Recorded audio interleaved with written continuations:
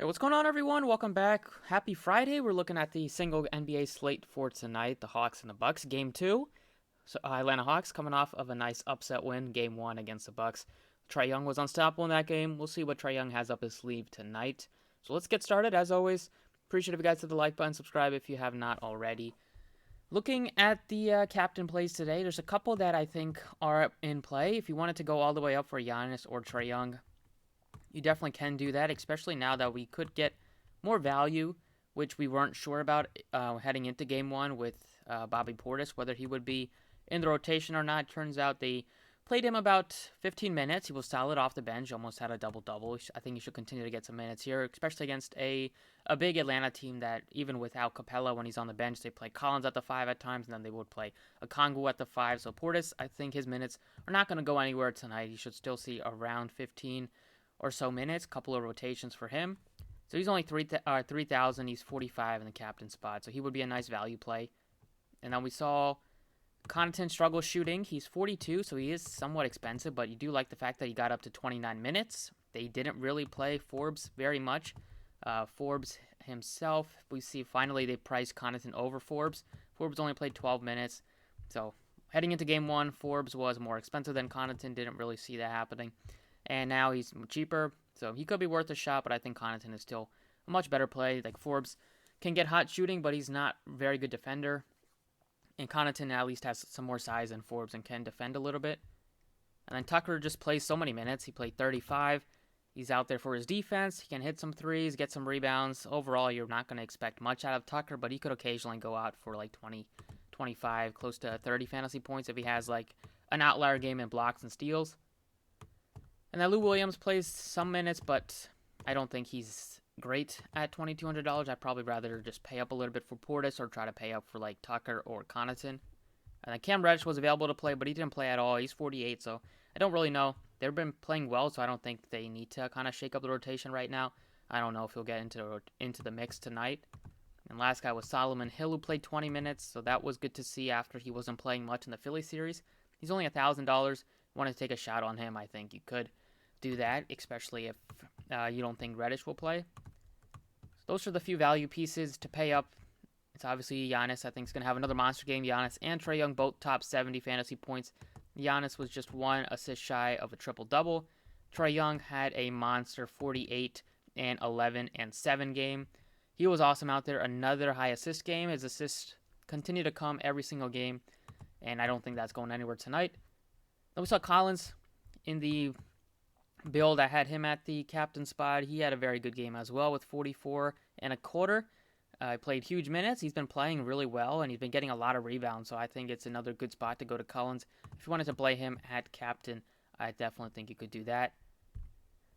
Clint Capella had a monster game, 12 and 19. The boards were very impressive for him. He played some good defense down the stretch as well. He's 78. I prefer Collins still, but he's viable. I'd probably go Capella maybe over Kevin Huerter just for the extra rebounds that Capella will get and just some of the blocks and steals that he might get. The Bogdanovic is questionable. I think he'll play, but yeah, just hasn't been playing well. It looks like he's limited with that injury, so I don't want to pay $7K for him. I would play Huerter over Bogdanovic. Then Gallo is viable at 56, but I'd probably like to get up to some of these guys like Collins, Capella, or Kevin Huerter instead. Then looking at like my captain plays here would be Giannis or Trae Young. I mean, you have to play both Giannis and Trae Young today. They're both going to carry the team. We saw Drew Holiday have a huge game for the Bucks. Keep them in it. He was 14 of 25, put up 33, 10 assists for him on a night where Chris Middleton struggled shooting. Middleton is still more expensive than Holiday. He's just 6 of 23, played 40 minutes. I think Middleton will get back on track. He's back-to-back games where he's kind of struggled with his shot, but at least he's taking those shots. At least he is aggressive out there. So I think that makes a play worth it. I might go Holiday over Middleton though tonight. But I love Collins, $8,600. And then if you wanted to go to a value play, it would be Bobby Portis. For me, it leaves you with about 4,000 left, so you're not able to get to Drew Holiday if you play Giannis or Trae Young at captain and you still want to play like Collins. But you could still plug in like Tucker, maybe plug in like Connaughton. Just have a couple of Hawks. I think the Bucks will be able to tie the series tonight, but who knows? The Hawks have been very surprising, and I think I might take the spread against the Bucks here. The Hawks 8-point spread. I think they can keep it within 8. So that's kind of it for the DraftKings video. I think I want to go to Giannis or Trae Young at the captain spot. It was all right. It worked out decent with Collins at captain, but if Giannis and Trae Young go with 70 plus, then you're going to need them at captain. So that's kind of it for the DraftKings side. Let's jump over to FanDuel. All right, on FanDuel we have Giannis 16.5, Trae Young is 16,000. So they priced both of them up.